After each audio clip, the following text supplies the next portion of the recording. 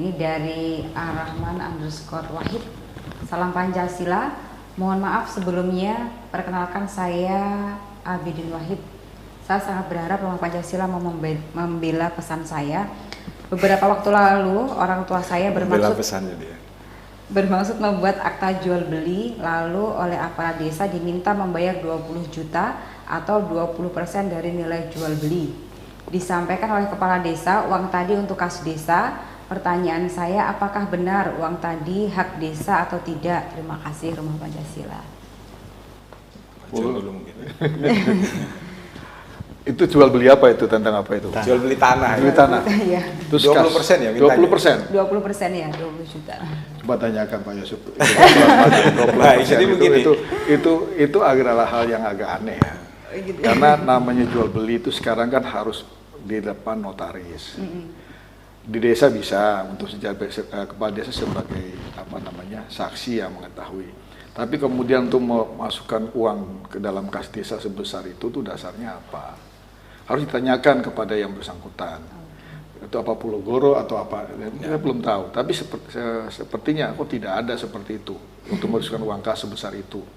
Jadi mungkin karena alasan-alasan yang bisa dilakukan itu seharusnya sukarela. Ada beberapa kasus yang pernah kita tangani, itu sukarela dari kas desa, bukan kemudian ditentukan dengan sekian besarnya seperti itu. Jadi jangan mau diikuti, tanyakan Pak Kepala Desa dasarnya apa untuk meminta itu. Kalau memang sukarela, kami akan berikan. Nah, tanahnya aja sudah laku apa belum kan gitu. Apakah sudah laku ya bisa untuk kepentingan untuk memberikan kepada desanya.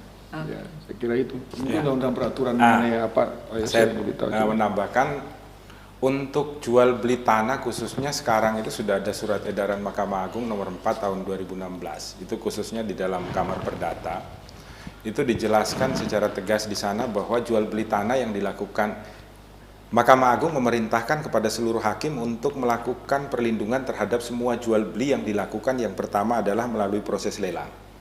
Yang kedua, jual beli itu dilakukan yang Pak John katakan tadi di depan PPAT atau pejabat pembuat akta tanah atau notaris. Kemudian yang ketiga itu adalah jual beli tersebut dilakukan oleh mereka berdasarkan harga pasaran yang sah. Dan yang terakhir itu harus dilakukan melalui hukum adat yang sah. Nah, kalau saya baca tadi itu kan melalui kepala desa kan masuk di dalam aturan hukum adat yang sah. Nah, permasalahannya timbul adalah setiap jual beli atas tanah itu ada pajak kepada negara itu 10%. Jadi kepada pembeli 5%, penjualnya 5%. Kadang si penjual ini kemudian bilang, tolong semuanya yang bayar adalah pembelinya. Nah, itu bisa didiskusikan atau dirembuk bersama-sama. Sekarang masuk adalah apakah tanah ini masuk sebagai kas desa atau tidak? Tanah ini pemiliknya siapa? Sudah ada surat-suratnya atau belum? Nah, yang jadi permasalahan biasanya tanah di desa itu kebanyakan masih letter C atau letter D. Nah, kalau letter C atau letter D itu kan belum ada sertifikat kepemilikannya. Hanya dari surat secari kecil surat yang mengatakan sawah ini punyanya Anda, ladang ini punyanya Anda gitu loh. Karena dia bayar pajak dengan letter C atau letter D tersebut. Maka mungkin ya ini karena di desa terpencil, kemudian untuk pengurusannya lebih mudah bagi si pembeli untuk kemudian menguruskan kepada notaris atau PPAT untuk kemudian menerbitkan sertifikat tanah, maka pajak-pajak yang belum terbayar ini ditagih sekaligus oleh kepala desa, hitungannya 20%. Nah, keterlambatan pajak terhadap letter C atau letter D ini diminta. Oleh karena itu, kewajiban dari harga ini bayarlah kepada desa sebesar itu. Nanti desa ini juga bukan dipakai oleh kepala desa.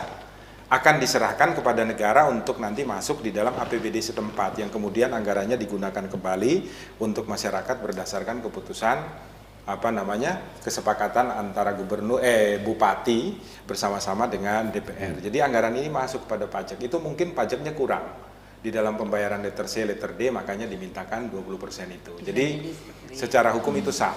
Untuk tidak membayar pajak itu kalau saya tidak salah, dasar hukumnya saya lupa, tetapi itu batasnya itu apabila tanah itu di bawah 61 juta kalau saya tidak salah. Harga tanah di bawah 61 juta kalau saya tidak salah itu tidak terkena pajak, baik pembeli maupun penjual. Jika itu dijual ya Pak ya? Jika itu dijual. Yang jadi masalah itu biasanya kalau suami istri mau ganti nama gitu sertifikat, itu ya kena pajak juga, harus bayar dua-duanya. Oke.